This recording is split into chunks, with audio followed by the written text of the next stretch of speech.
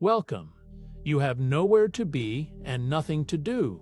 Let your body settle into wherever you are resting and allow your breathing to slow just a little. Tonight we are going to wander gently through the quiet reaches of space, through trails of ancient dust and wandering ice, through distances so vast they dissolve all sense of hurry. There is only this soft, unhurried journey, and the slow, steady pull of sleep waiting for you at the end of it. Meteors visible to the naked eye burn up in Earth's mesosphere, about 80 kilometers above the ground. That thin, high layer of atmosphere is where the sky quietly does its work, catching wandering fragments before they can reach us below. At that altitude, the air is barely there, just enough to slow a tiny traveler down, to warm it, to let it glow briefly in the dark. What we see as a shooting star is simply friction and light, a soft farewell written across the upper sky.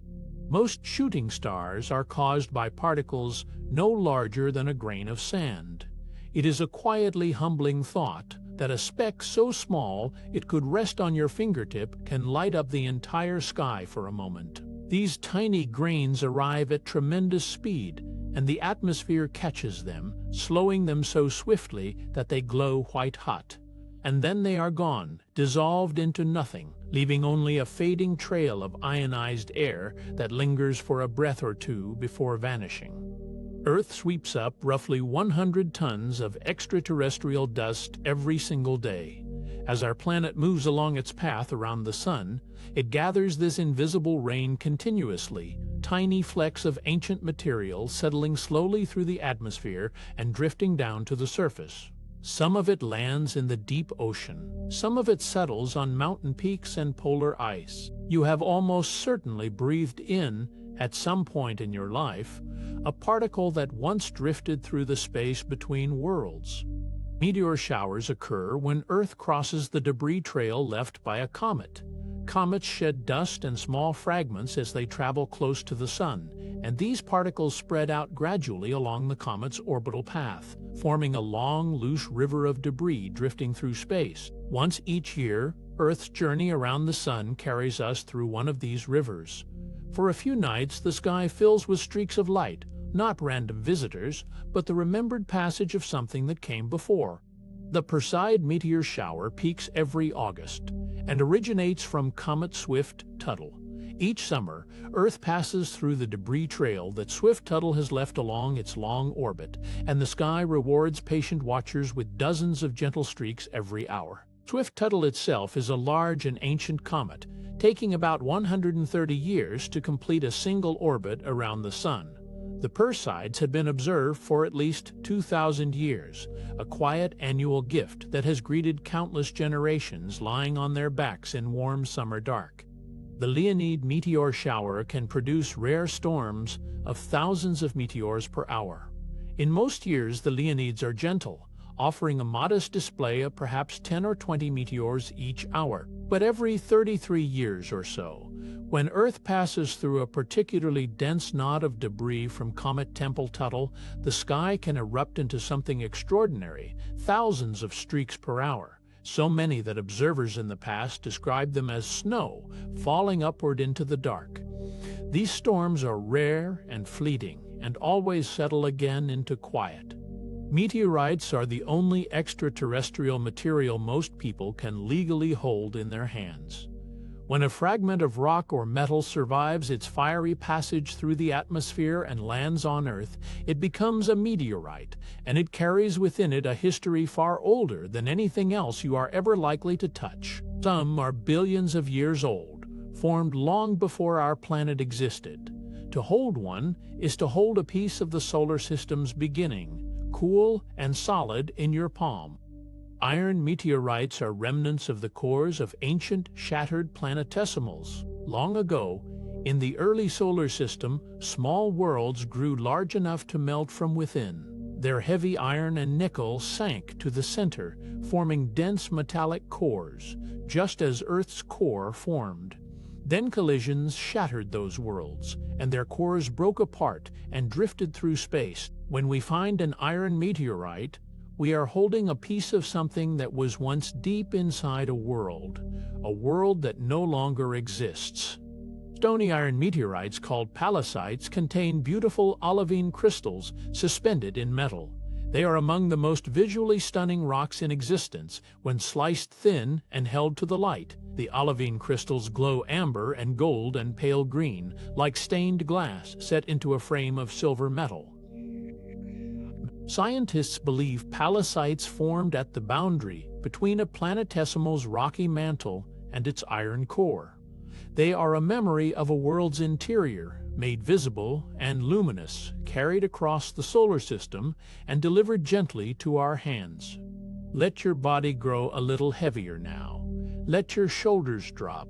Let your jaw soften. Let your hands rest open and still. There is nothing to hold on to, nothing to figure out, nothing to do. The day is finished, and all of it can wait. Just breathe slowly and let yourself drift. You are safe, and the night is quiet, and there is nowhere to be but right here, gently resting. Chondrules inside meteorites are tiny spheres that solidified from molten droplets 4.56 billion years ago. They are among the oldest solid structures in the entire solar system. Small, round, and perfectly formed, each one a frozen moment from the very birth of everything around us. They formed when droplets of molten rock cooled rapidly in the early solar nebula, hardening into spheres no larger than a millimeter. Billions of years later, we find them preserved inside meteorites, unchanged, patient, and impossibly old. The Allende meteorite that fell in Mexico in 1969 is one of the most studied rocks on Earth. On a quiet February morning, it broke apart over the state of Chihuahua and scattered thousands of fragments across the desert. Scientists recognized it immediately as something extraordinary, a carbonaceous chondrite packed with ancient minerals and tiny inclusions older than the sun itself. Decades of study have made it a cornerstone of our understanding of how the solar system was born, and it continues to reveal new secrets. Amino acids found in the Murchison meteorite suggest life's building blocks travel through space. When the Murchison meteorite fell in Australia in 1969, scientists discovered it contained dozens of amino acids, the same kinds of molecules that form the proteins in every living thing on Earth. They were not contamination from our world. Their chemical signatures were unmistakably extraterrestrial. The quiet implication is vast. The ingredients of life are not rare or special to Earth. They drift through the cosmos, patient and abundant, waiting. The Chelyabinsk meteor in 2013 released energy equivalent to about 30 Hiroshima bombs. On a cold February morning over Russia, a small asteroid roughly 20 meters across entered the atmosphere at tremendous speed and exploded high above the city of Chelyabinsk. The energy released in that single moment was staggering. Yet because it detonated in the air, the damage below was far less than it might have been. Most of the energy radiated outward as light and a powerful pressure wave, rolling across the landscape like a slow, invisible tide. Chelyabinsk remains the largest recorded meteor strike since Tunguska, captured on thousands of dashboard cameras. Because so many Russian drivers carry dashboard cameras, the Chelyabinsk event became the most thoroughly documented meteor impact in history.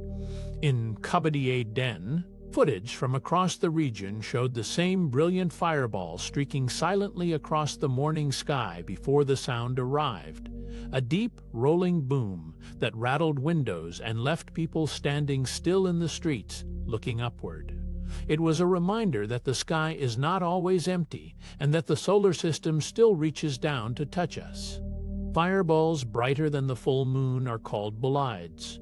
Most meteors are faint and fleeting, gone before you can quite be sure you saw them.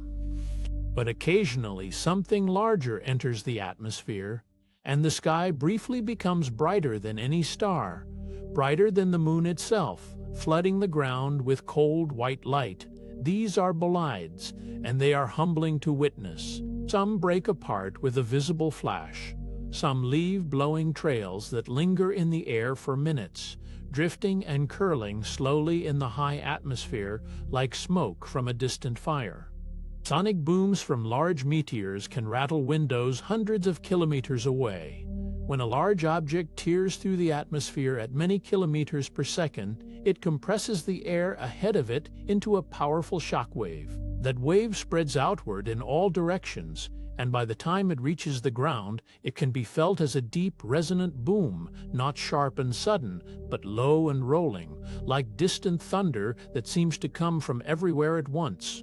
People far from the fireball itself sometimes feel the pressure in their chest before they hear anything at all. The Tunguska event of 1908 flattened approximately 2,000 square kilometers of Siberian forest. On a June morning over a remote region of Siberia, something exploded in the sky with almost unimaginable force. The blast knocked down an estimated 80 million trees, laying them flat in a radial pattern, pointing away from the center, like spokes on a wheel. The forest was remote enough that no human lives were recorded as lost, but the scale of the destruction was extraordinary. Photographs taken years later show a landscape of pale fallen trunks stretching to every horizon. No crater was found at Tunguska because the object exploded several kilometers above the ground. When scientists finally reached the remote site, they expected to find a great bowl in the earth, a scar where something enormous had struck. Instead, they found only fallen trees and scorched ground, no crater at all. The object, likely a small asteroid or comet fragment, had disintegrated in the atmosphere before it could reach the surface. All that energy was released into the air. The ground below was shaken and burned, but never pierced, a reminder that the sky itself can absorb what falls from space. Near-Earth objects are defined as bodies whose orbits bring them within 1-3 astronomical units of the Sun.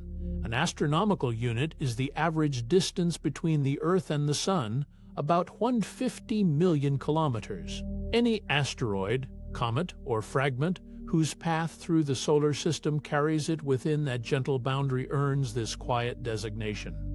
It does not mean they are close in any everyday sense.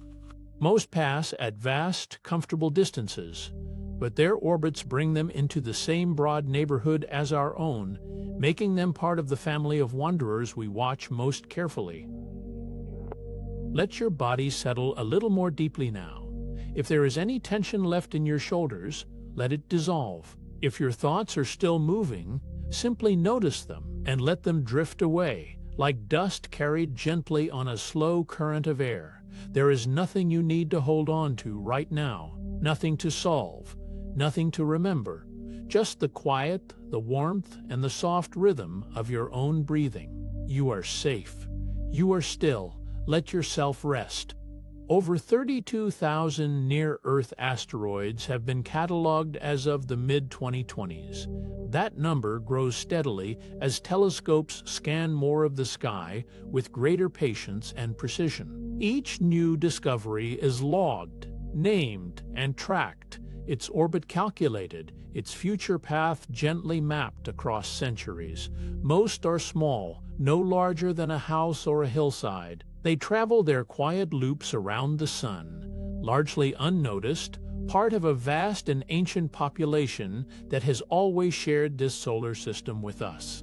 Potentially hazardous asteroids must be larger than 140 meters and pass within 0.5 astronomical units of Earth. This is a careful, precise definition, a threshold drawn not to cause alarm, but to focus attention wisely. An object smaller than 140 meters, while capable of local damage, poses no global threat. An object that never comes truly close need not be watched as carefully. Within these two quiet criteria, scientists maintain a list of bodies that deserve the most patient observation, not with fear, but with the steady, calm attention of good stewardship. Asteroid 99942, Apophis was once given a 27% chance of hitting Earth in 2299. When it was first discovered in 2004, early calculations produced a probability that was, for a brief time, the highest ever assigned to a known near-Earth object. Scientists watched carefully, gathered more data, and refined the numbers. The probability dropped steadily as the orbit became better understood, and we now know with certainty that Apophis will not strike Earth in 2029. That early uncertainty has since become one of the great success stories of planetary observation, patient watching, followed by quiet reassurance. Apophis will pass closer to Earth in 2029 than the altitude of some geostationary satellites. On the 13th of April 2299, this rocky body, roughly 375 meters across, will glide past Earth at a distance of about 32,000 kilometers. Geostationary satellites orbit at around 36,000 kilometers. Apophis will pass inside that ring. It will be visible to the naked eye as a slow-moving point of light drifting across the night sky. Scientists around the world will observe it closely, not with worry, but with extraordinary scientific interest, a rare and gentle gift from the solar system. The gravitational keyhole concept explains how a near miss can set up a future collision. When an asteroid passes close to Earth, our planet's gravity can suddenly reshape its orbit. If that reshaped path carries the asteroid through a precise narrow region of space, a gravitational keyhole, then on a future pass, it would arrive at exactly the wrong moment to intersect Earth's orbit. Keyholes are very small, measured in hundreds of kilometers against the vast emptiness of space. But they remind us that a single quiet encounter can echo forward across decades, gently altering what comes next. NASA's DART spacecraft deliberately crashed into asteroid Dimorphos in September 2022. DART, the Double Asteroid Redirection Test, was humanity's first deliberate attempt to change the motion of a natural body in space. The spacecraft was small, roughly the size of a vending machine, and it traveled for 10 months before reaching its target. Dimorphos is a small moonlet orbiting a larger asteroid called Didymos.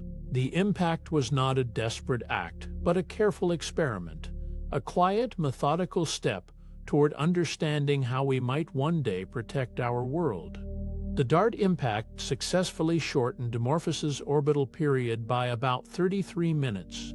Before the collision, Dimorphos completed one orbit around Didymos every 11 hours and 55 minutes. Afterward, that period shrank by 33 minutes, far more than scientists had predicted, suggesting that the plume of debris kicked up by the impact added its own gentle push. This was a profound moment. For the first time in history, human beings had measurably changed the motion of a natural object in the solar system. The universe, just slightly, had been nudged with patience and precision.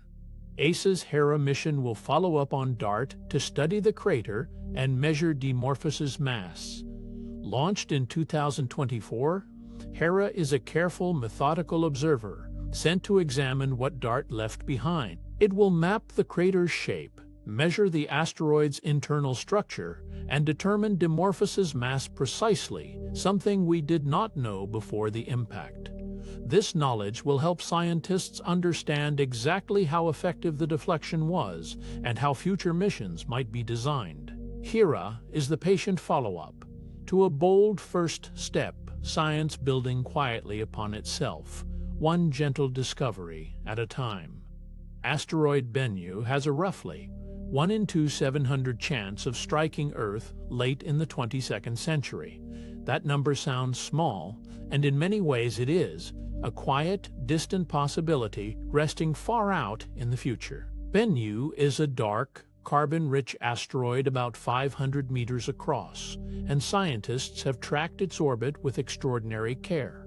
The most likely window for concern falls around the year 2082. For now, Bennu drifts on its slow, patient path, watched, measured, and understood a little more with every passing year. Osiris, Rex collected a sample from Bennu and returned it to Earth in September 2023. The spacecraft spent years in careful company with Bennu, mapping every boulder and shadow on its surface before briefly touching down to gather material. In September 2023, a small capsule separated from the spacecraft and descended through Earth's atmosphere, landing softly in the Utah desert. Inside were pieces of Bennu, ancient carbon-rich grains that had never touched a planet before. Scientists opened the capsule slowly, with great care, as though unwrapping something very old and very precious. Let yourself settle a little deeper now. There is nothing to hold on to, nothing to figure out. Let your thoughts slow, the way a river slows when it widens, spreading out, becoming still. Feel the weight of your body resting fully, every muscle a little softer than before. You are safe and still. The night is quiet around you. Let each breath carry you a little further from the day, a little closer to sleep. There is nowhere else to be. Bennu's surface is covered in loose rubble and is far less solid than scientists expected. When OSIRIS-REx made contact with the asteroid, the surface behaved almost like a liquid. The spacecraft's sampling arm sank several centimeters into the material before thrusters fired to pull it away. Bennu is not a solid rock at all, but more like a loosely packed pile of gravel and dust held together by its own gentle gravity. This surprised researchers deeply. Beneath the appearance of something firm, there was only softness, a quiet reminder that things in space are rarely quite what they seem. The Yarkovsky effect causes sunlight to slowly push small asteroids into new orbits over centuries. When sunlight warms one side of an asteroid, that side eventually re-radiates the heat as infrared radiation. Because the asteroid is rotating, this heat is released in a direction slightly different from where the sunlight arrived, and that tiny, steady push accumulates over time. It is one of the most delicate forces in the solar system, almost impossibly subtle. Yet over hundreds of thousands of years, it can shift an asteroid's orbit by millions of kilometers, quietly reshaping the future. The Yorp effect changes an asteroid's spin rate through uneven thermal radiation. Named for the four scientists who first described it, Yorp is a close cousin of the Yarkovsky effect. While Yarkovsky shifts an asteroid's path through space, Yorp works on the spin itself, gradually speeding it up or slowing it down depending on the shape of the body. An asteroid with an irregular surface will shed heat unevenly, and over long stretches of time, that imbalance acts like a slow, invisible hand on a wheel. Some asteroids have been spun up so fast by Yorp that they shed material from their equators, gently reshaping themselves. Asteroid families are clusters of objects sharing orbits because they came from one shattered parent body.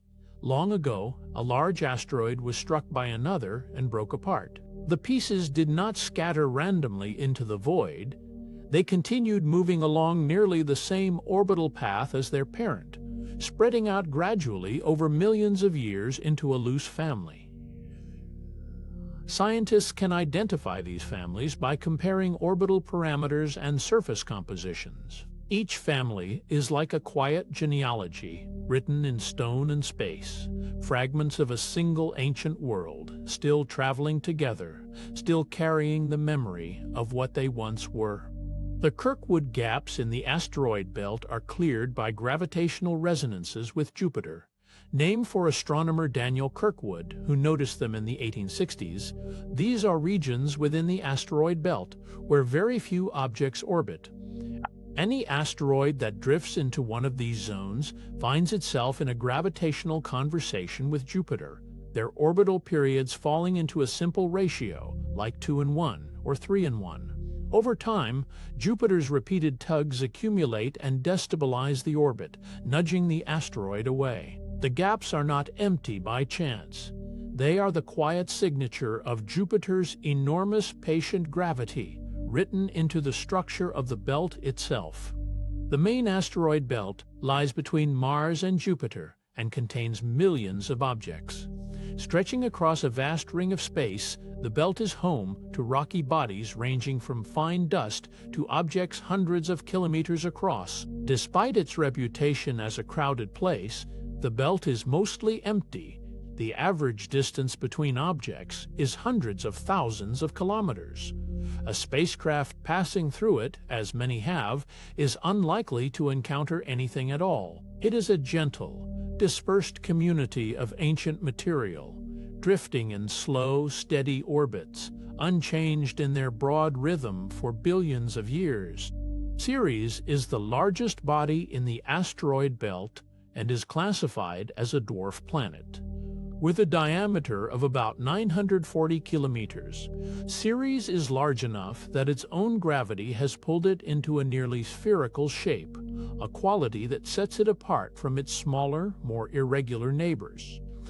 It was the first asteroid ever discovered, spotted by Giuseppe Piazzi on the first day of the 19th century. For decades it was called a planet, then an asteroid, and finally, in 2006, it was reclassified as a dwarf planet. Ceres has quietly held many names, and beneath them all, it has simply continued its slow, steady orbit, ancient, rounded, and serene. Ceres has a diameter of about 940 kilometers, making it roughly the size of Texas. It is a helpful thing to hold in the mind that one of the largest worlds in the asteroid belt, a place ancient beyond imagination, fits within the gentle borders of a single familiar place on Earth. Its surface is quiet and cold, dusted with ice and dark minerals, rolling gently with old craters worn soft by time. There is something comforting in that scale, vast enough to be a world, small enough to feel knowable. Ceres drifts on, unhurried, in its slow orbit between the planets. The Dawn spacecraft discovered mysterious bright spots on Ceres that turned out to be salt deposits. When Dawn first photographed those gleaming patches shining up from the floor of a crater, scientists were quietly astonished. Over time, careful analysis revealed they were made of sodium carbonate, salts left behind as briny water seeped upward from below and slowly evaporated in the cold vacuum of space. The spots glow with a pale, almost luminous quality against the dark crater floor. They are like tiny windows, softly lit from within, hinting at a hidden world beneath the stillness. Ceres may harbor a subsurface ocean of briny water beneath its icy crust. Scientists believe that deep below the cold cratered surface, liquid water, rich with dissolved salts, may still exist, insulated from the vacuum above by layers of ice and rock. The salt deposits rising to the surface in places like Okator Crater suggest that this hidden reservoir has found ways to communicate with the world above, sending its minerals slowly upward over long spans of time. There may be an ocean on Ceres that no eye has ever seen, quiet and dark, preserved in the slow cold of the belt. There is nothing you need to do right now, nowhere you need to be, nothing waiting for your attention. Let your body settle a little more deeply into the surface beneath you. Feel the weight of your limbs, gentle, heavy, at rest. Let your breath find its own slow rhythm, each exhale a little longer, a little softer than the last. If a thought drifts in, simply let it pass, the way a slow cloud moves across a dark sky without needing to be followed. You are safe, you are still, and you are drifting quietly toward sleep. Vesta is the second largest asteroid and has a giant impact crater called Resilvia at its south pole. Resilvia is enormous, stretching nearly 500 kilometers across. It covers most of Vesta's southern hemisphere. The impact that carved it must have been catastrophic, and yet Vesta survived. The crater is ancient, its edges worn by time, its floor vast and gently rolling. From above, it gives Vesta a distinctive, almost sculptural quality, a world marked deeply by one great event, carrying that mark quietly across billions of years of slow, steady orbit. Resilvia's central peak is taller than Mount Everest, measured from base to summit. Rising from the floor of the Great Crater, this mountain of ancient rock climbs approximately 22 kilometers high, nearly 2.5 times the height of Everest above sea level. It formed in the aftermath of the impact, pushed upward as the ground rebounded from the enormous collision. On a world so small, the peak would be a dramatic presence, rising steeply from the flat crater floor into the black silence of space. And yet it stands there, still and patient in the quiet dark. Vesta is the only asteroid known to have a layered interior like a terrestrial planet. Beneath its cratered surface, Vesta is thought to have a distinct iron core, a rocky mantle, and a crust, a structure more like Earth or Mars than like most of its asteroid neighbors. This layering happened early in the solar system's history, when Vesta was warm enough for its materials to separate by density, with heavy metals sinking inward and lighter rock rising. It is a small world that became, very briefly, something like a true planet, and then the solar system moved on, leaving Vesta frozen in that ancient state. Asteroids come in 3 main compositional types: C-type and M-type. These broad categories reflect what asteroids are made of, their chemistry, their origins, and their place in the long story of the solar system. T-types are dark and carbon-rich. S-types are stony and silicate-rich, glinting faintly in sunlight.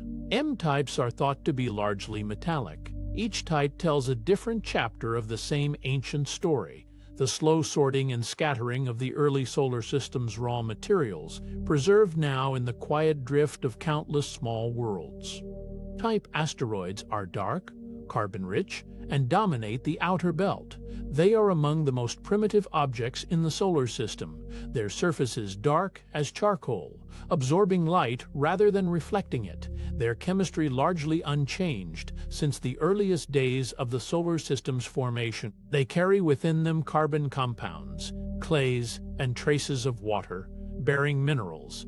Because they have changed so little, studying them is like reading a very old letter, written in the language of chemistry, a message from the beginning of everything, patient and dark and still. M-type asteroids are thought to be metallic, and may be remnants of planetary cores.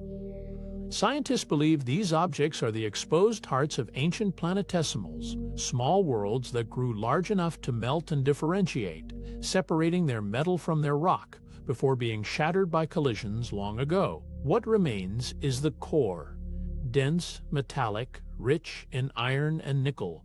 These are not ordinary rocks. They are the innermost parts of worlds that no longer exist, now drifting quietly through the belt, carrying the memory of a structure that once reached inward toward a center of gravity and heat.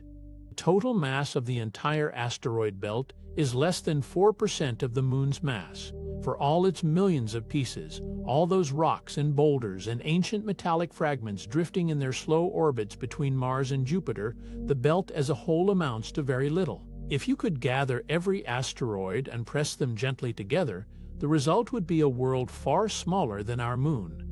It is a reminder that the belt is not a crowded place at all, but a vast and quiet emptiness, with small things scattered very, very far apart.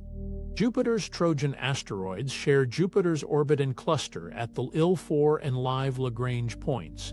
These are 2 special regions of gravitational balance, one stretching 60 degrees ahead of Jupiter along its path around the Sun, the other 60 degrees behind, where the combined pull of the Sun and Jupiter holds objects in a kind of stable, quiet embrace. Thousands of asteroids have settled into these pockets over billions of years, drifting gently in their shared orbit, neither falling inward nor drifting away.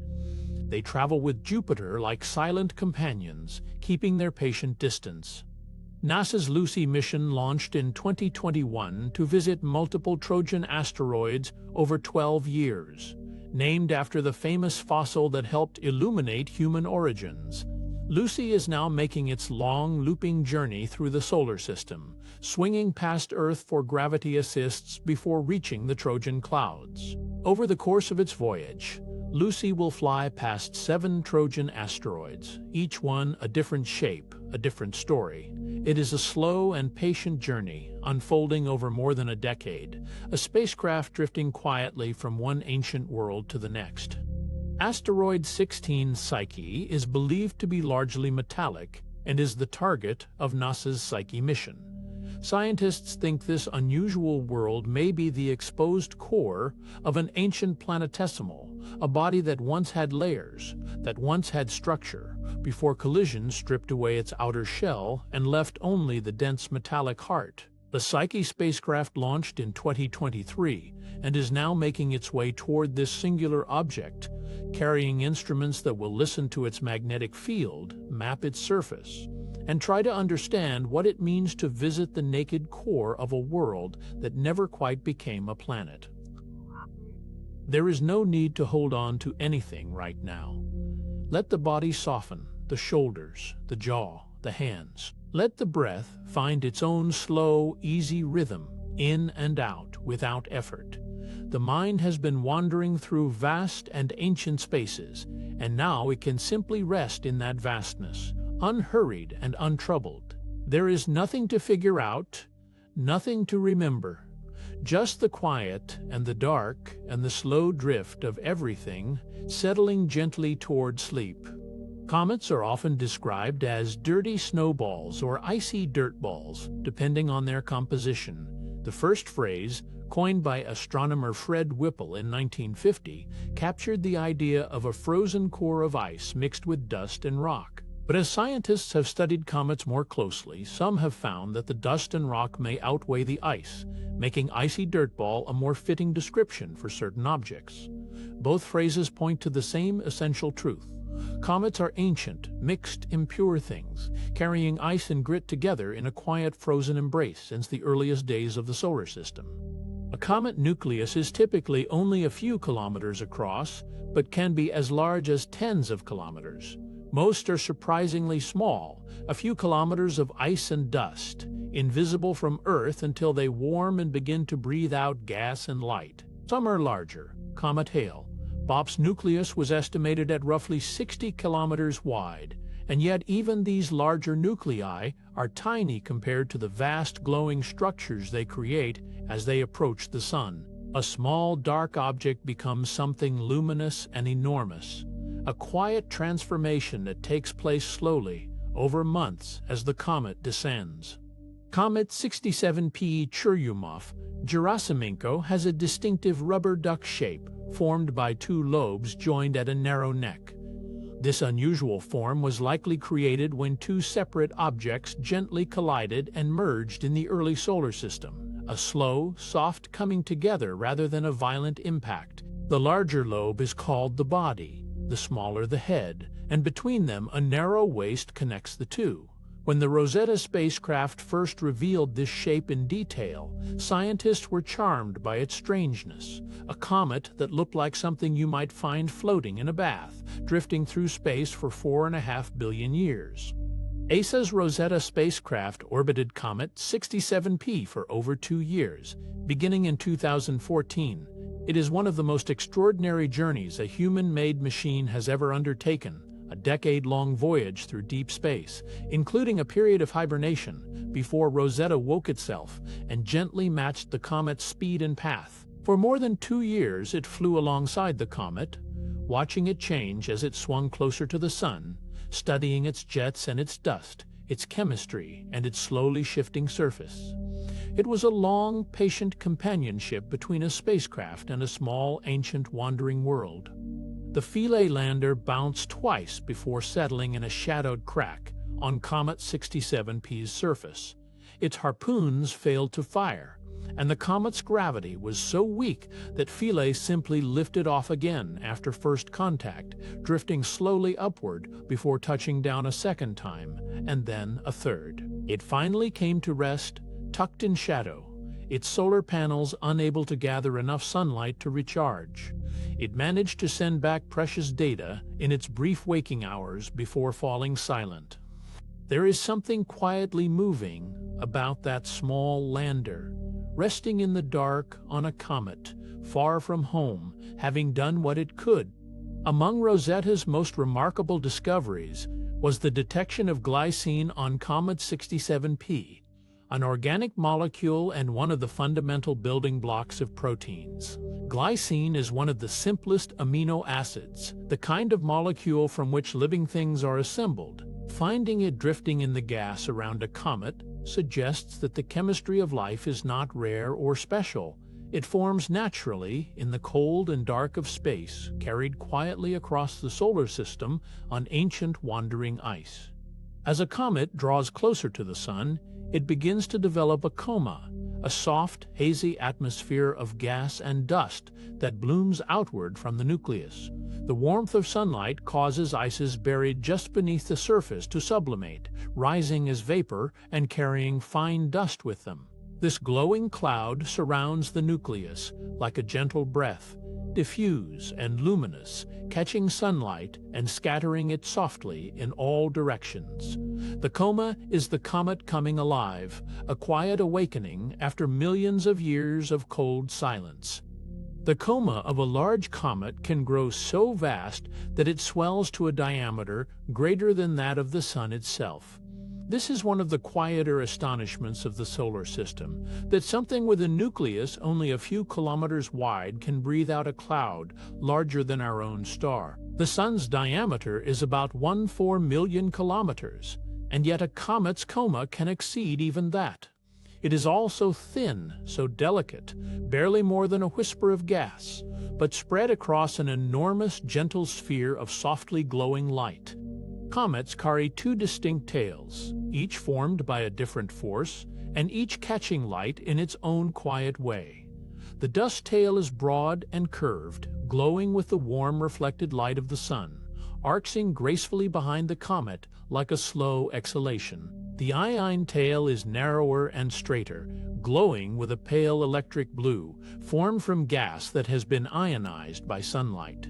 Together they stream away from the nucleus in a long, luminous display, not frantic or violent, but slow and flowing, like silk trailing in a gentle current.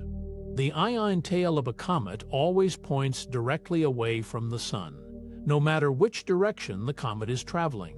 This is because the solar wind, a constant outflow of charged particles from the Sun, pushes the ionized gas straight outward along the line between the comet and the Sun.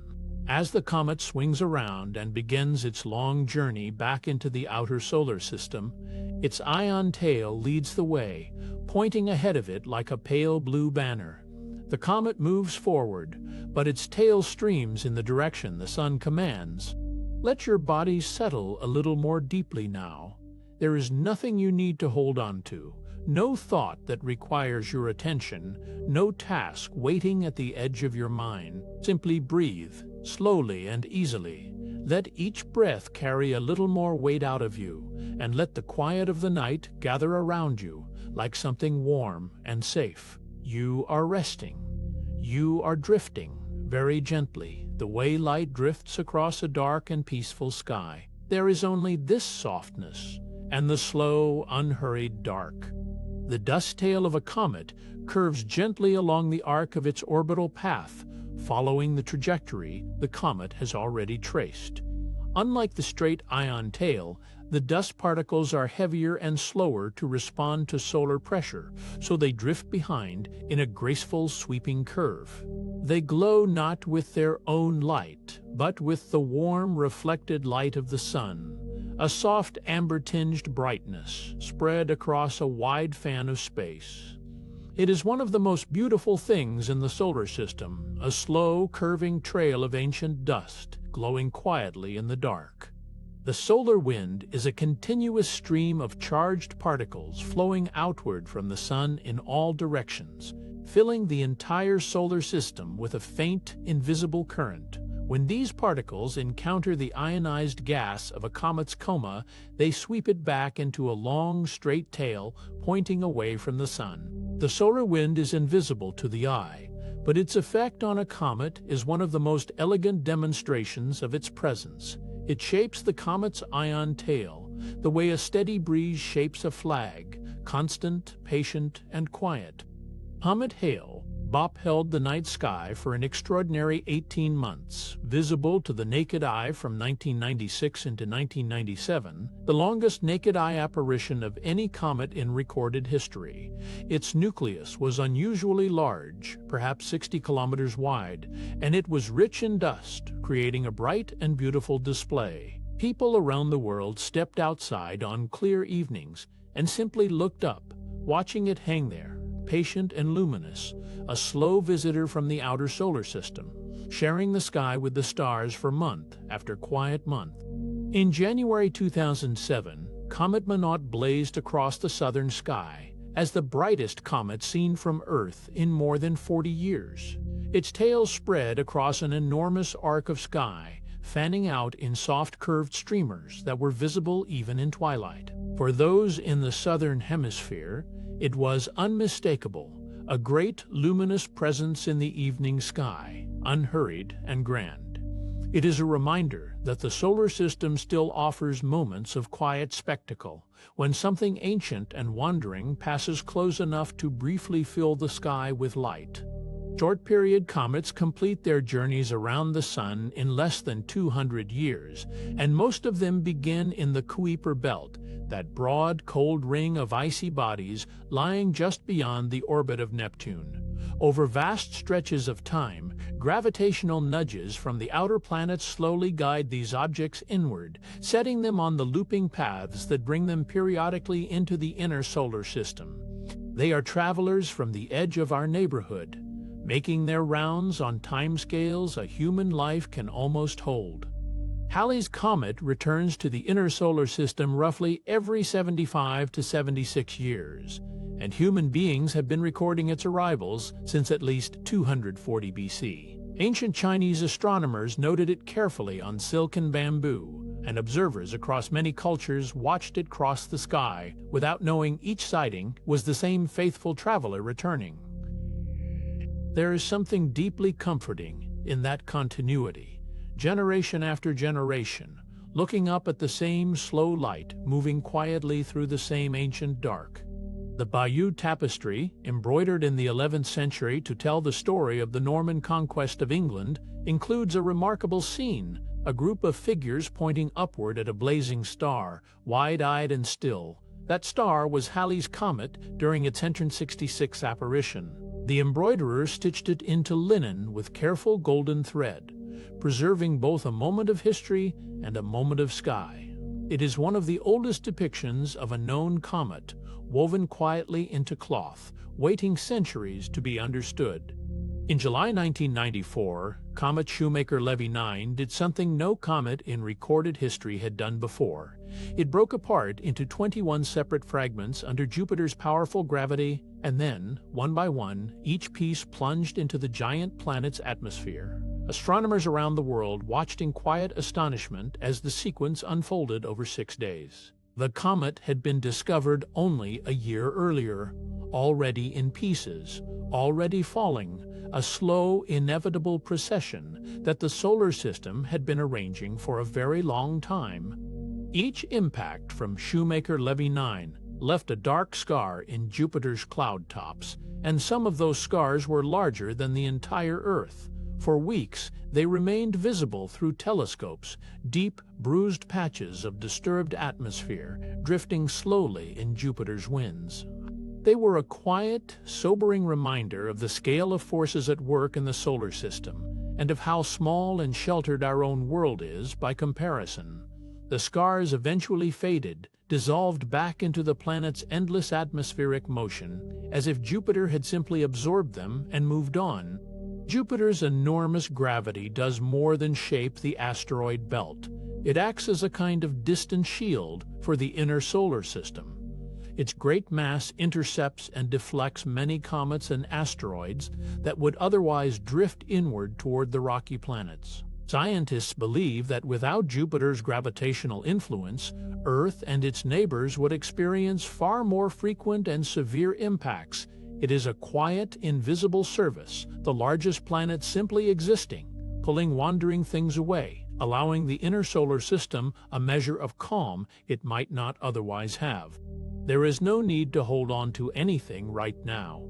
Let the breath come and go on its own, soft and unhurried. Feel the weight of the body settling, shoulders easing, hands resting open, the jaw softening. Each slow exhale carries a little more of the day away. The mind does not need to be anywhere. The thoughts that drift through are like distant lights, quiet and far away. There is nothing to solve, nothing to remember. Only this gentle, restful darkness and the slow, easy rhythm of breathing. Let it carry you further down into rest. Long-period comets move on orbits so vast that a single journey around the Sun can take thousands, hundreds of thousands, or even millions of years to complete. They spend almost all of their existence in the frozen outer reaches of the solar system, in the deep cold and the dark, moving so slowly they are nearly still. Then, drawn inward by gravity, they fall toward the Sun on a long, curving path, warming, brightening, growing their tails, before swinging around and retreating again into the silence from which they came.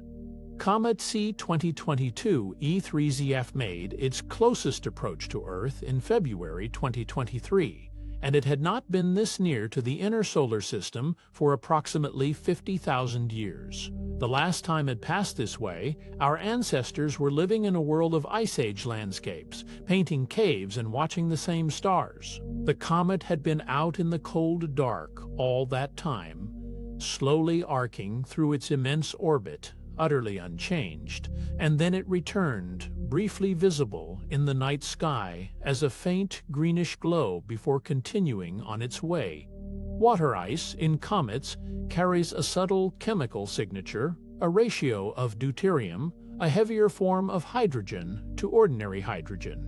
Scientists have measured this ratio in several comets, and in most cases it does not match the ratio found in Earth's ocean water. The difference is small but meaningful. It tells us quietly that the water filling our seas likely did not come primarily from comets. The oceans have a different origin, a different story. One scientists are still gently piecing together, reading the chemistry of ancient ice like the pages of a very old book. This isotopic mismatch suggests that comets were not the primary source of Earth's oceans. The chemistry simply does not align closely enough. The deuterium signature in comet ice points elsewhere. It is a quiet but telling clue, written in the language of atoms. Scientists read it as a gentle redirection, a reminder that the solar system's history is layered and surprising. The oceans we know, the water that fills every river and cloud, arrived by a different path than once imagined. Asteroids may have delivered more of Earth's water than comets ever did. Certain types of asteroids, particularly the dark, carbon-rich varieties, contain water locked within their minerals, and their deuterium ratios match Earth's oceans far more closely. Billions of years ago, during a period of heavy bombardment, countless asteroids rained down on the young Earth, each one carrying a small gift of water bound within its ancient stone. Drop by drop, ocean by ocean, they may have quietly filled the world. The Kuiper belt extends from roughly 30 to 50 astronomical units from the Sun, beginning just beyond Neptune's orbit and spreading outward into the cold. It is a broad, flat ring of icy bodies, remnants of the solar system's formation, preserved in the deep freeze of the outer solar system. There are hundreds of thousands of objects out there, perhaps more, drifting slowly in the dark. It is a place of quiet immensity, vast and still, where the sun is only a very bright star and the silence is absolute. Pluto is the most famous Kuiper belt object, a small world of ice and rock drifting far beyond Neptune. It has 5 known moons, Charon, Styx, Nix, Kerberos, and Hydra, a whole quiet family orbiting together in the cold. For decades, Pluto was called the 9th planet, beloved and familiar on every classroom poster. When it was reclassified as a dwarf planet in 2006, many felt a gentle sadness, though Pluto itself continued on its long, unhurried orbit, entirely unchanged by the debate. Charon, Pluto's largest moon, is so large relative to Pluto that the two do not orbit each other in the usual way. Instead, they orbit a shared point in the space between them, a barycenter that floats above Pluto's surface, out in empty space. They are tidally locked, each always showing the same face to the other, turning together in a slow, synchronized dance. Scientists sometimes call them a double dwarf planet system. It is a gentle partnership, two small worlds keeping each other company in the far dark. When the New Horizons spacecraft flew past Pluto in July 2015, it revealed something unexpected and quietly wonderful, a vast, smooth plain of nitrogen ice shaped unmistakably like a heart. Scientists named it Tombaugh Regio, in honor of Clyde Tombaugh, who discovered Pluto in 1930. The heart shape is enormous, stretching over 2,000 kilometers across. It gleams pale and bright against Pluto's darker surface, a natural symbol of warmth found in one of the coldest, most distant places in the solar system. Pluto also has mountains, real mountains, rising up to 3,500 meters above its surface. They are made not of rock, but of water ice, which at Pluto's extreme temperatures is rigid enough to stand tall for billions of years. They rise from the edges of the nitrogen ice plain, quiet and white, like peaks at the end of the world. No wind has ever worn them down. They have stood in the dark and the cold since the solar system was young, patient and still, waiting in the silence. Let the body soften a little more now. There is nowhere to go, nothing left to do. Let the breath slow on its own, easy and natural. Feel the weight of the limbs, heavy and still. The mind can release whatever it has been holding. Any thought that drifts through need not be followed. Simply let it pass, like a slow cloud moving across a dark sky. You are resting now, deeply and gently. Let each breath carry you a little further into quiet. There is only stillness here, and warmth, and the soft, unhurried dark. Eris is a dwarf planet in the scattered disk, a region beyond the Kuiper belt populated by objects on wide, elliptical orbits. It is slightly smaller in volume than Pluto, but it is more massive, denser, heavier, packed with more material in a slightly smaller space. Eris has one known moon, Dysnomia, orbiting it slowly in the cold. It was the discovery of Eris in 2005 that prompted the reclassification of Pluto, because here was a world seemingly just as large, just as distant, and just as real. Eris drifts quietly, unhurried, far beyond the familiar solar system. Makemake is a bright, reddish dwarf planet in the Kuiper belt, its surface colored by tholins, complex organic compounds formed when sunlight slowly works on frozen methane and nitrogen over billions of years. Unlike some of its neighbors, Makemake has no detectable atmosphere. Its surface is bare and still, exposed directly to the cold and the dark, with no haze to soften the stars above it. It is a vivid, quiet world, rust-colored and ancient, drifting in its long orbit far from the warmth of the sun. Haumea is a Kuiper belt dwarf planet that spins so fast it has been squashed into an elongated egg shape. Where most worlds settle into a comfortable sphere under their own gravity, Haumea spins with such energy that its equator bulges outward, stretching it into something closer to a flattened oval. It is roughly the length of Pluto but far narrower at its poles, like a stone smoothed and stretched by some invisible hand. It drifts in the cold outer solar system, quietly and distinctly itself, unlike anything else we know.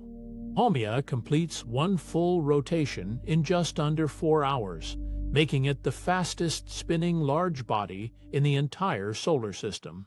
Most planets and dwarf planets take many hours or even days to turn once. Haumea turns so swiftly that a day there passes in less time than a long night's sleep here on Earth. And yet from the outside, this speed is invisible. It simply drifts in its orbit, a quiet, elongated world carrying its extraordinary spin through the cold and the dark without any fuss at all.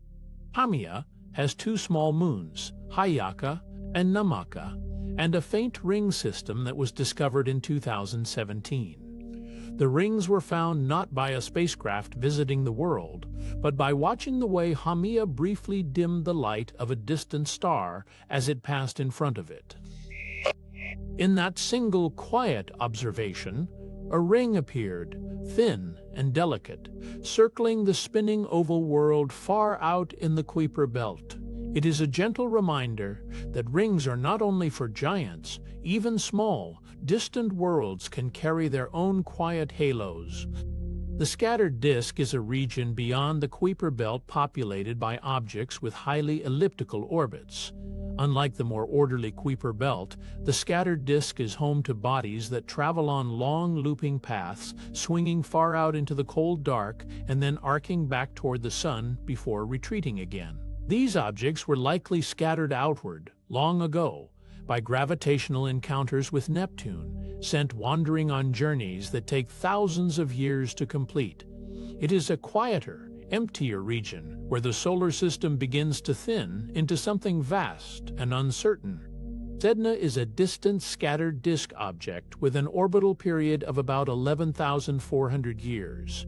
It is a slow, patient traveler. One full journey around the Sun takes longer than all of recorded human history, many times over. When Sedna was last at the closest point in its orbit, our ancestors were just beginning to leave the last ice age behind. It has been moving outward ever since, drifting away from the Sun in a long, unhurried arc, carrying its ancient ice through the cold and the silence, undisturbed. Sedna never comes closer to the Sun than about 76 astronomical units, far beyond the reach of Neptune's gravitational influence. Even at its nearest, it is more than twice as far from the Sun as Neptune. The Sun from Sedna would appear as nothing more than the brightest star in a sky full of stars, brilliant still, but distant, offering little warmth. Sedna exists in a realm where the solar system's familiar gravity has faded to a whisper, and where the cold is so deep and steady it has remained unchanged for billions of years. The existence of Sedna hints at a distant perturber, or a close stellar encounter early in solar history. Its orbit is so extreme, so far from everything, that scientists believe something must have shaped it, perhaps a passing star in the crowded stellar nursery where our Sun was born, nudging young Sedna into its unusual path. Or perhaps there is something out there still, a distant, unseen body whose gravity has quietly held Sedna in its strange orbit across the ages. Scientists hold these ideas gently as possibilities, as questions that the solar system has not yet fully answered. The hypothetical Planet 9 is proposed to explain the clustered orbits of extreme trans-Neptunian objects. Scientists noticed that a group of distant bodies all seem to have their orbits tilted and aligned in the same direction, a pattern that, mathematically, is difficult to explain by chance alone. One possibility is that a large, unseen planet far out in the solar system has been quietly shepherding these objects with its gravity, nudging them into alignment over billions of years. Planet 9, if it exists, has never been directly observed. It remains a careful, considered idea, written in the language of orbital mathematics. Let the body settle now, heavy and still. There is no need to hold on to anything, not a thought, not a worry, not even the quiet wonder of the night. Let the breath come and go on its own, soft and even. Feel the warmth of wherever you are resting, the gentle weight of stillness around you. The mind can grow quieter now, softer, like a light slowly dimming to a warm glow. There is nothing to follow, nothing to find, only rest, only the slow, easy drift toward sleep. Let go a little more with each breath. You are safe and still and deeply at rest. Planet 9, if it exists, would be roughly 5 to 10 times the mass of Earth and orbit, somewhere between 400 and 800 astronomical units from the Sun. At that distance, it would take between 10,000 and 20,000 years to complete a single orbit. It would be cold beyond imagination, a dark, slow world drifting at the very edge of the Sun's dominion. No spacecraft has ever visited it. No telescope has yet found it. It remains a quiet possibility, a shape suggested by mathematics alone, waiting patiently in the dark to be discovered or gently set aside. The inner Oort cloud, sometimes called the Hills cloud, may contain trillions of icy bodies, nestled between a few thousand and perhaps 20,000 astronomical units from the Sun.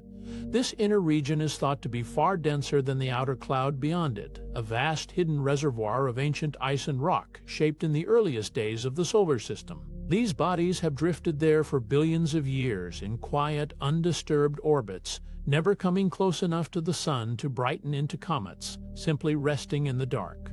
The outer Oort cloud is a vast spherical shell extending perhaps halfway to the nearest star. Imagine a hollow sphere of ice and silence surrounding our entire solar system, stretching outward to perhaps 50,000 astronomical units, or even beyond. It is so large that the nearest star, Alpha Centauri, may lie only twice as far again. Within that immense shell, countless icy bodies drift in slow, wide orbits, barely held by the Sun's gravity, suspended at the very edge of everything we call home. The Oort cloud has never been directly observed, but is inferred from the orbits of long-period comets. No telescope has ever resolved a single Oort cloud object sitting quietly in its distant orbit. What we know of it comes entirely from the paths of comets that fall inward, long, sweeping trajectories that trace back mathematically to a vast spherical reservoir far beyond the planets. The Oort cloud is known the way a deep ocean current is known, not by seeing it directly, but by watching what it sends toward the shore. Comets from the Oort cloud can be deflected inward by passing stars, giant molecular clouds, or galactic tides. The outer Oort cloud is so loosely bound to the Sun that even gentle gravitational nudges from afar can alter an icy body's path, a star drifting past several light years away, or the slow gravitational breath of a vast cloud of interstellar gas can tip a comet out of its ancient orbit and send it falling inward, a journey of thousands of years, beginning with the softest of pushes from the dark. The galactic tide, caused by the collective gravity of the Milky Way, nudges Oort cloud objects toward the Sun. Just as the Moon raises tides in Earth's oceans, the combined gravity of billions of stars, gas clouds, and dark matter in the Milky Way exerts a slow, vast tidal force on the outer solar system. Over millions of years, this galactic tide gently tilts and stretches the orbits of distant Oort cloud bodies, coaxing some of them inward on long, quiet journeys toward the warmth of the Sun. Nemesis was a hypothetical companion star to the Sun proposed to explain periodic mass extinctions. Some scientists once suggested that the Sun was not alone, that a dim, distant companion star, perhaps a red dwarf or brown dwarf, orbited far out in the solar system. Every 26 million years or so, this star would pass close enough to disturb the Oort cloud, sending a shower of comets inward. It was a quiet, strange idea that a shadow companion had been shaping life on Earth from an unimaginable distance, unseen and unnamed. The Nemesis hypothesis has largely fallen out of favor due to lack of observational evidence. Wide-field infrared sky surveys have scanned the heavens carefully and found no sign of a companion star lurking in the outer solar system. The periodicity of mass extinctions, when examined closely, also proved less regular than the hypothesis required. Nemesis faded not with drama, but with the quiet settling of evidence, a careful idea that was held, examined, and gently set aside, as science sometimes must do, with patience and without regret. Interstellar object EDI Oumuamua passed through the solar system in 2017 at hyperbolic velocity.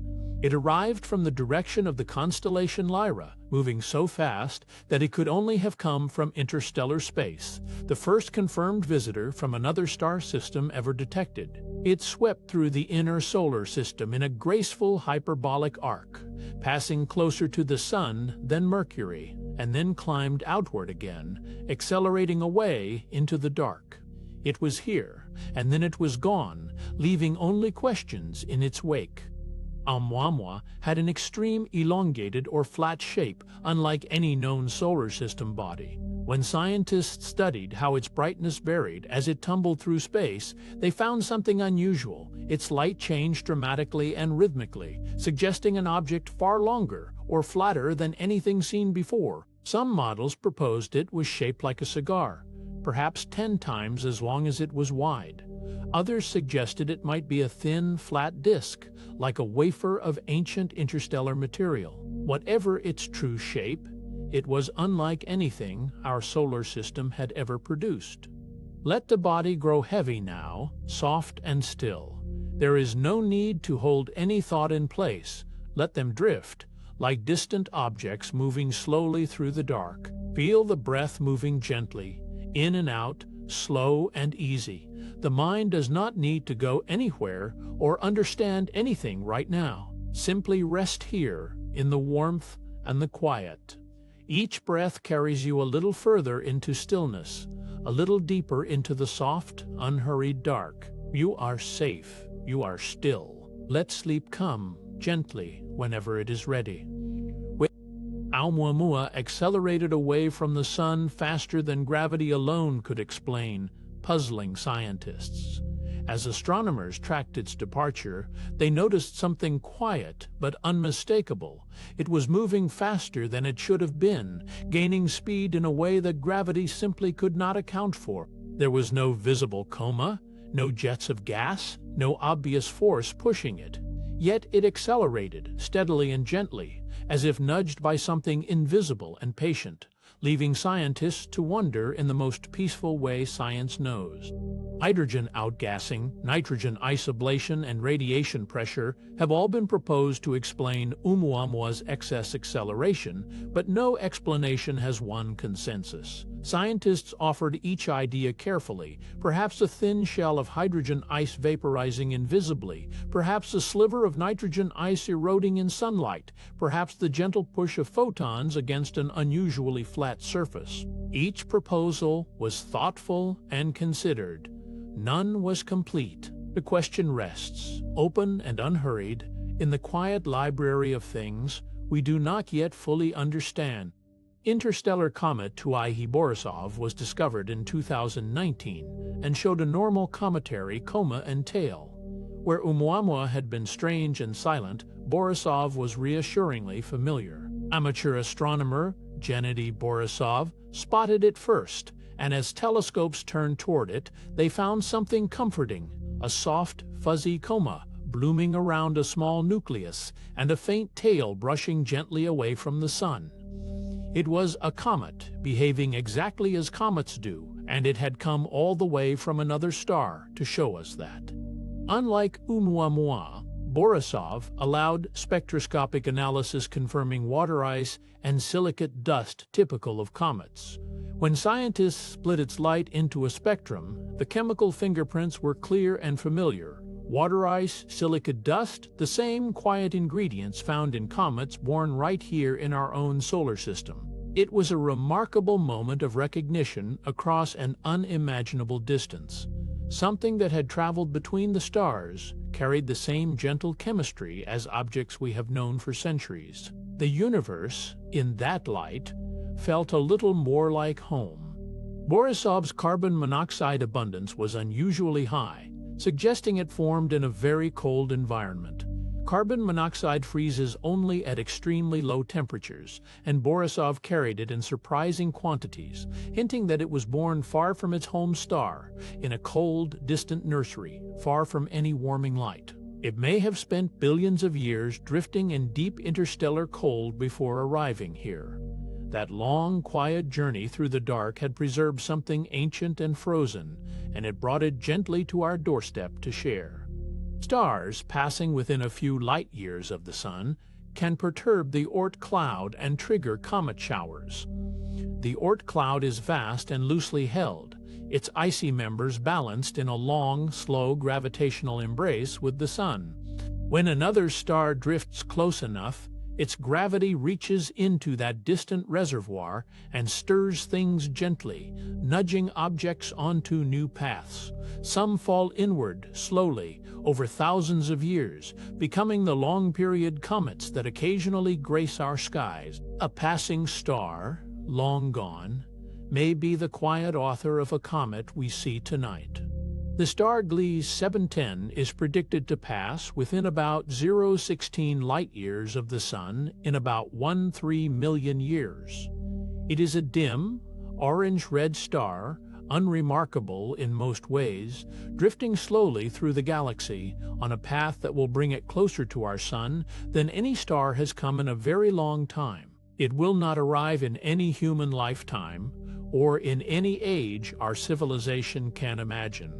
But in the deep future, it will pass like a slow breath through the outer edges of our solar system, and the Oort cloud will feel it. Rogue planets, also called free-floating planets, were ejected from their home systems and drift through interstellar space. In the early lives of solar systems, gravitational chaos is common. Young planets jostle and tug at one another, and sometimes one is flung outward, cast away from its star forever. These rogue worlds then drift alone through the galaxy, carrying no sun, receiving no warmth from above, wandering in perpetual darkness. They are worlds without skies, without seasons, without the comfort of a star, and yet they exist, quiet and enduring, in the vast between. Microlensing surveys suggest free-floating planets may outnumber stars in the galaxy. When a rogue planet drifts in front of a distant star, its gravity briefly bends and brightens the starlight, a fleeting signal lasting only hours or days. By watching for these subtle flickers across millions of stars, astronomers have begun to count what cannot be seen directly. The numbers, still uncertain, hint at something remarkable, that wandering worlds may be more common than the stars themselves, filling the galaxy with silent sunless companions we are only beginning to sense. Some rogue planets may retain subsurface liquid water, oceans warmed by radioactive decay, or residual heat. Even without a sun, a world is not necessarily cold all the way through. Radioactive elements deep within a planet's rock decay slowly, releasing warmth over billions of years. Primordial heat from formation lingers too. Beneath a frozen surface, far from any star, liquid water may persist in quiet darkness, still, warm, and sheltered. Scientists believe that life, if it exists, needs only liquid water and chemistry. In that gentle warmth beneath the ice, something may rest. Let your body grow heavy now, just a little heavier than it was a moment ago. There is nothing left to hold on to tonight, no task waiting, no thought that needs your attention. Let your breath slow, just gently, like a tide pulling back from the shore. Feel the weight of the day dissolving, quietly, the way mist lifts from a still lake in the early morning. You are safe, and you are resting, and there is nowhere else to be. Miniature rogue worlds smaller than Mars, called sub-Earth free floaters, may be the most numerous ejected bodies in the galaxy. These are small things by planetary measure, rocky, dark, and silent, but they may drift through the galaxy in numbers beyond easy imagining. Every young solar system sheds them, flung outward during the turbulent early years, when gravity sorts and shuffles everything. Smaller than Mars, smaller perhaps than the Moon, they carry no atmosphere, no warmth, only the patient endurance of stone, wandering forever through the dark between stars. The late heavy bombardment around 4 billion years ago may have delivered organics to early Earth from distant reservoirs. For a span of time almost incomprehensible in its length, The young inner solar system was pelted by comets and asteroids falling inward from far away. Scientists believe that among the debris raining down were complex organic molecules, carbon compounds, the raw ingredients of chemistry. Early Earth received these gifts from the outer solar system, carried across vast distances by wandering bodies. What arrived may have helped set the stage for everything that followed. Panspermia is the hypothesis that life or its precursors can travel between worlds on comets or asteroids. It is a quiet and remarkable idea that the seeds of life, or the chemistry that leads to life, need not begin fresh on every world. A comet or asteroid, drifting from one system to another, might carry within it the molecular memory of somewhere else. The word itself comes from the Greek for seeds, scattered everywhere. It is not a certainty, and scientists hold it gently, as a possibility, a soft and hopeful thought about how life might move through the universe. Lithopanspermia proposes that rocks blasted off one planet by impacts could carry microbes to another. When a large asteroid strikes a planet, the force can hurl surface material into space, chunks of rock that may carry whatever lived within them. Those rocks then drift through space, sometimes for millions of years, before landing somewhere else. Laboratory experiments have shown that microbes can survive the shock of ejection, the cold vacuum of space, and the heat of atmospheric entry. A rock, ordinary and unremarkable, might carry life from one world to another as quietly as a seed on the wind. Microbes have survived in space vacuum and radiation conditions in laboratory experiments for extended periods. Scientists have placed living organisms, bacteria, spores, even small animals called tardigrades, into conditions that mimic the harshness of open space, and some have endured. In vacuum, in cold, in ultraviolet radiation, certain forms of life have held on, dormant and patient, waiting. These experiments do not prove that life travels between stars, but they show that life is more resilient than it might seem. The boundary between living and not living is, in some organisms, remarkably soft. The cosmic abundance of carbon, hydrogen, oxygen, and nitrogen means the chemistry of life is likely widespread. These four elements are not rare. Carbon forms in the cores of stars and is scattered by supernovae. Hydrogen is the most common element in the universe. Oxygen and nitrogen are forged in stellar furnaces and spread across galaxies over billions of years. The molecules that make up living things, amino acids, sugars, the rings of nucleotides, are built from ingredients that exist almost everywhere. The universe, it seems, is stocked with the raw materials of life, waiting patiently in the dark. Every atom in a comet nucleus was forged in a star that lived and died before our sun was born. The carbon, the oxygen, the iron traces, the hydrogen locked in ice, none of it was made here. Each atom was assembled inside a star that burned for millions or billions of years, then scattered its contents outward in death. Those atoms drifted through interstellar space, slowly gathering, until gravity drew them together into our solar system.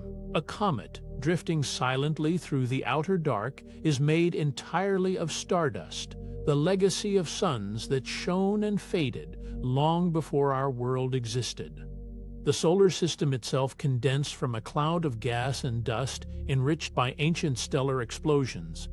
Before there was a sun, before there was an Earth, or a comet, or a grain of sand, there was only a vast cold cloud, dark and slowly turning. Then, perhaps nudged by a nearby supernova, it began to collapse. Over millions of years, the cloud gathered itself inward, spinning, warming at its center, until a star ignited. Everything that remained, the planets, the asteroids, the comets, formed from what was left. We are, all of us, the children of a cloud that was itself the gift of dying stars. Comets and asteroids are therefore time capsules preserving the chemistry of the Presolar Nebula. In their cold interiors, locked away from heat and change, they hold the original ingredients, the molecules that existed before the sun ignited, before planets formed, before anything we know came to be. Scientists study them not only to understand comets, but to understand beginnings. Every sample returned from an asteroid, every spectrum measured from a comet's coma, is a message from before. These quiet wanderers have carried that message for 4.5 billion years, patient and unchanged, waiting to be read. As the sun expands into a red giant in about 5 billion years, it will vaporize the inner solar system's small bodies. Far in the future, our sun will exhaust the hydrogen at its core and begin to swell, slowly at first, then enormously, its outer layers expanding outward past the orbits of the inner planets. The asteroids closest to the sun, the near-Earth wanderers, the ancient rocks of the inner belt, will dissolve into gas and light. It is not an ending to mourn. It is simply the next breath of a very long, very quiet story. Let yourself rest now. There is nothing left to hold on to, nothing to remember, nothing to figure out. Let your body grow heavy and still, sinking gently into wherever you lie. Let each slow breath carry a little more tension away. Your thoughts may drift like distant objects in the dark, and that is perfectly fine. You do not need to follow them. Simply let them pass, growing softer and further away as you settle quietly into rest. Gravitational interactions will scatter surviving comets and asteroids into interstellar space. As the sun changes and the planets shift in response, their gravitational pull will fling the remaining small bodies outward, past the Kuiper belt, past the Oort cloud, and out into the open galaxy. It will happen slowly, over immense stretches of time, one gentle nudge at a time. Each departing wanderer will cross the boundary between solar system and open space, entering the long, dark quiet between the stars, carrying everything it has always carried. These ejected wanderers will carry the chemical signature of our solar system across the galaxy. Locked inside their ice and rock are the isotopic ratios, the organic molecules, the mineral fingerprints that are uniquely ours, the record of our particular corner of the cosmos. As they drift through the galaxy over millions and billions of years, they will carry that signature silently outward. Our solar system story, written in chemistry, will travel farther than any spacecraft we will ever build, spreading quietly through the dark like a whisper across an enormous room. In the deep future, one of our own solar system's exiled comets may drift through a distant star system, becoming another civilization's Oumuamua. Somewhere, billions of years from now, a strange elongated shape may tumble through a foreign sky, puzzling, silent, unexplained. And perhaps someone there will wonder where it came from, what it means, what distant place gave it life. They will not know it began here, in this quiet solar system, orbiting this ordinary star. But it will have carried something of us, a fragment of our beginning, across the galaxy. And that is a kind of traveling that needs no engine, no hurry, and no end. Sleep well now. The universe is vast and ancient and patient, and you are held gently within it.